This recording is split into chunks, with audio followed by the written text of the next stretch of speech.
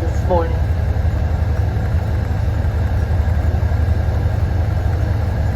So the bay is getting narrower and narrower the further up here you come.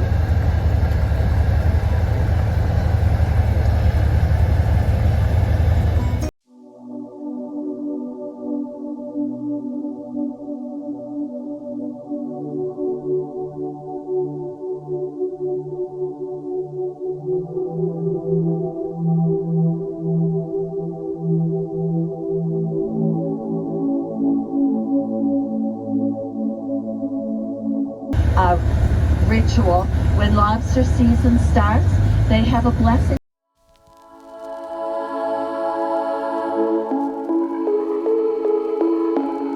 Zero tide, and it's how much water the bay would rise over that particular line, the tidal line. So it raises 9 meters, 28 feet just to the base of the archway that we see, and then can rise another 5 meters or 18 feet within the archway.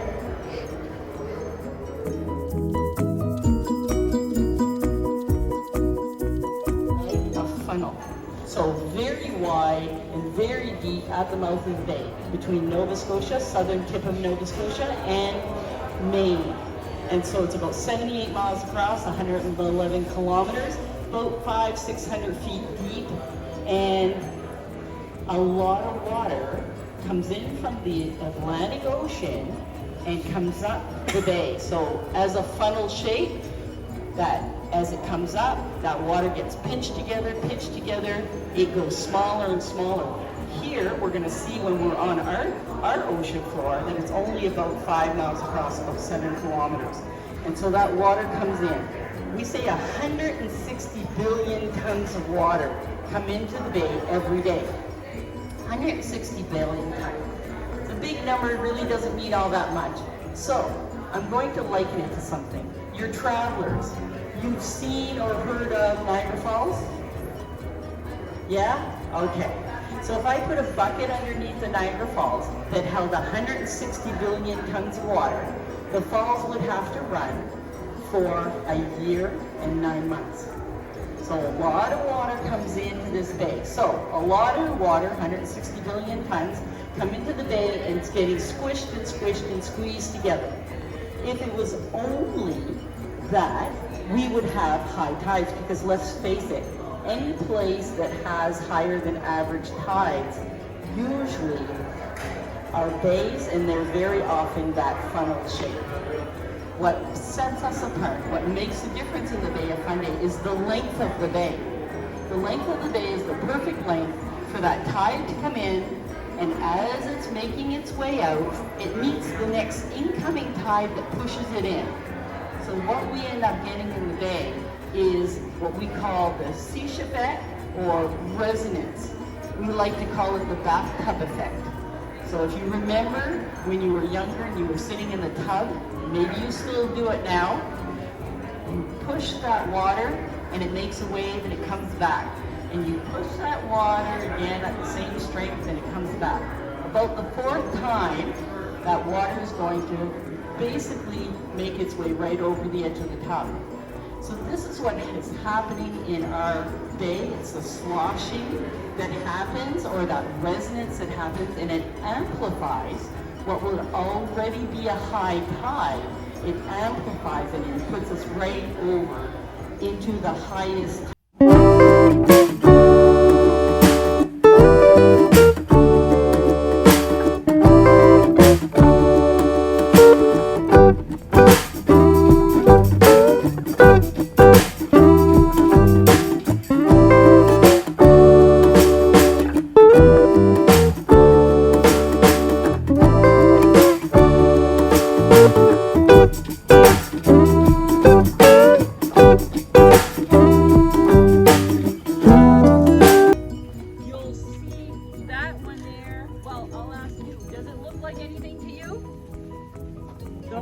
To the right of Lover's Arch, kind of closer to the water.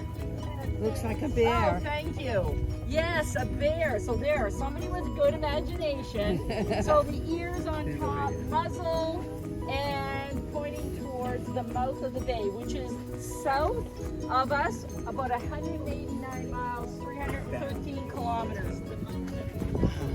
I feel that's a little cruel.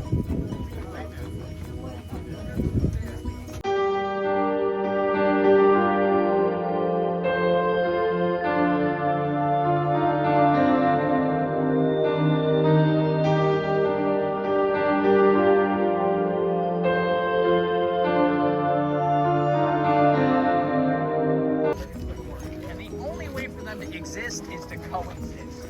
That's why we call them the lovers, because if one falls, so does the other. So it's a dependency thing. It's a good metaphor for a happy marriage, all those wonderful stories. Whatever fantasy you can come up with, it fits. But here we are, the Bay of Fundy and the Hopewell Rocks. We have the highest tide in the Bay of Fundy.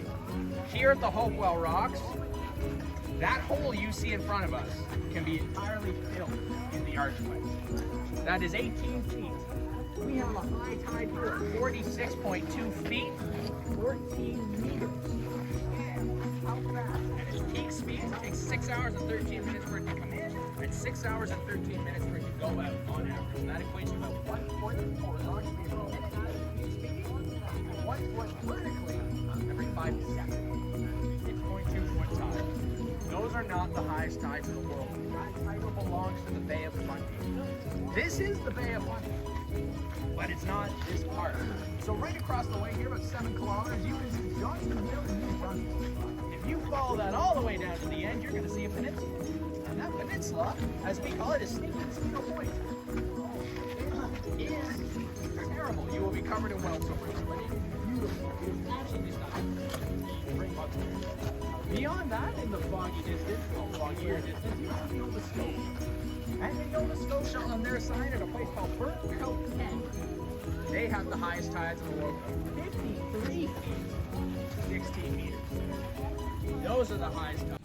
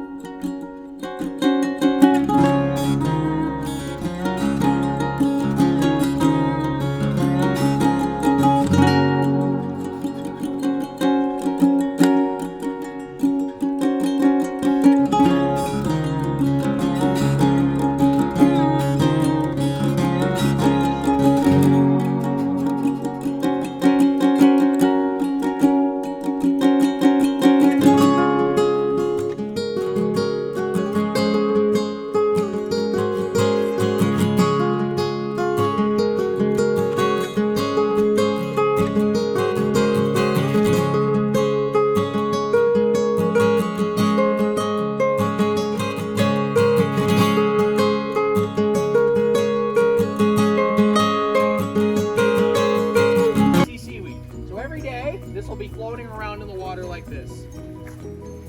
It's very, very, very dry right now, but it's gonna bubble up. It is safe to eat this stuff. Now, some folks might call it a salty sea olive. I would call it a salty rubber band. It's not great. It's not great, but it's stomachable. I always say, just think of the biggest dog you can.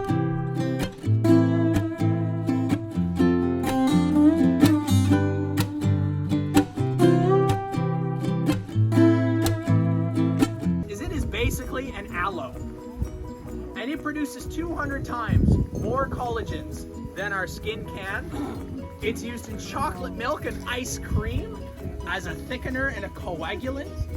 It's used in skincare products. It's used in makeup products.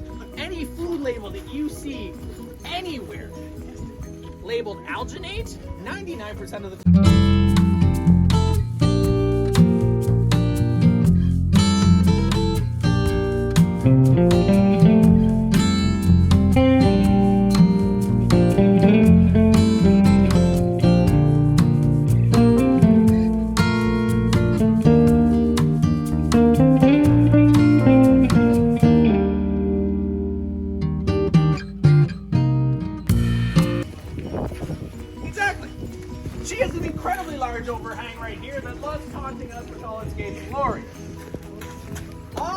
set.